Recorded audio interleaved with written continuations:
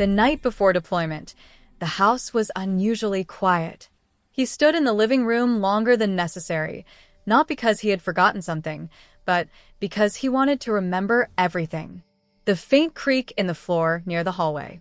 The way the porch light cast a soft glow through the window. The smell of fresh paint he had applied himself just weeks earlier. This house was never meant to be temporary. It wasn't an investment.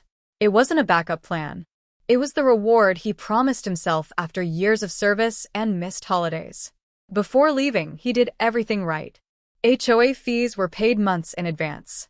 A detailed email explained his absence, his deployment orders attached, emergency contacts listed clearly. The HOA replied with polite words, professional words, reassuring words. Your home will be safe, they said. Overseas, time moved differently. Days blurred into routine. Nights stretched long and quiet. When exhaustion settled in, his thoughts always drifted back to the house. He imagined returning, opening the door, letting silence welcome him. Sitting on the floor, leaning against the wall, finally home. Weeks passed, then months. One evening, while checking emails under dim lighting, a subject line caught his eye. Not urgent, not alarming, just unfamiliar. Notice of temporary occupancy adjustment. He stared at it longer than expected, unsure why his chest suddenly felt heavy. He opened it, and everything he believed about safety, trust, and distance began to shift. The house he left behind was no longer waiting the way he thought it was. At first, he assumed it was a misunderstanding. The email spoke in careful language. Terms instead of explanations. Clauses instead of apologies. According to the HOA, his home had been unoccupied beyond permitted duration. According to them, action had been taken in the community's best interest. What action, he wondered, heart pounding. The next message answered that question. His home had been rented, not inspected, not preserved, occupied. He read the sentence again and again, waiting for logic to intervene. It never did. Communication was slow. Time zones worked against him. Each response he sent took hours, sometimes days, to receive a reply. The HOA's tone shifted. Where once there had been courtesy, now there was distance. They told him it was temporary. They told him it was legal. They told him it was already done. Then came the photos. Furniture he didn't recognize. Curtains replaced. The porch cluttered with shoes that weren't his. Strangers had rearranged his memories. Nights became restless. He imagined footsteps where his own should have been. Conversations in rooms meant to be silent. He felt helpless in a way training never prepared him for.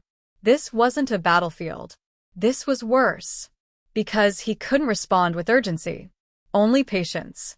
And patience, he learned, could be just as painful. He stopped talking during meals. His focus slipped. His unit noticed. And quietly, without asking, they began to pay attention. He didn't plan to tell them. One night, sitting under open sky, exhaustion finally lowered his guard. The words came slowly at first, then all at once. The house. The emails. The photos. No one interrupted him. They listened. Each of them understood loss differently. One had lost years with family. Another had returned to nothing at all. A third spoke rarely, but when he did, it was with precision. They didn't react emotionally. They reacted intelligently. Questions were asked. Details noted. Timelines mapped. Someone knew contracts. Someone else understood how boards operated. Another knew how attention could be applied without raising voices. They weren't going to act recklessly. They were going to act correctly. They drafted letters together. Calm. Clear. Unignorable. Every sentence supported by documentation. Every claim backed by proof. For the first time in months, he felt something unfamiliar. Relief. Not because the situation had changed, but because he wasn't carrying it alone anymore. When the letter was sent, no one celebrated. They simply waited, because they knew pressure, when applied quietly, always works. The HOA responded differently this time. Slower. Careful. Measured. Board meetings were scheduled. Emergency reviews announced. Language softened. Words like oversight replaced certainty. The renters were contacted respectfully. They hadn't known the full story either. They cooperated. Community attention grew, not through outrage, but through questions. Why had a deployed homeowner's property been reassigned? Why hadn't consent been secured?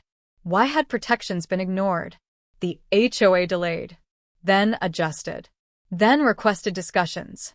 Each delay only added weight. Behind closed doors, confidence cracked. The board realized this wasn't a complaint. It was a record, and records don't disappear.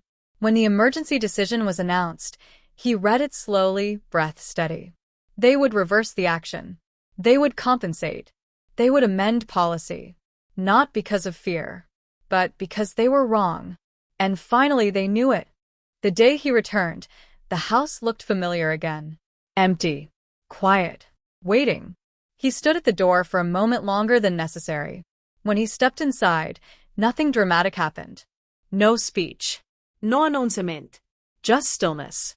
He set his bag down and rested his hand against the wall, feeling the solidity of something that had survived without him.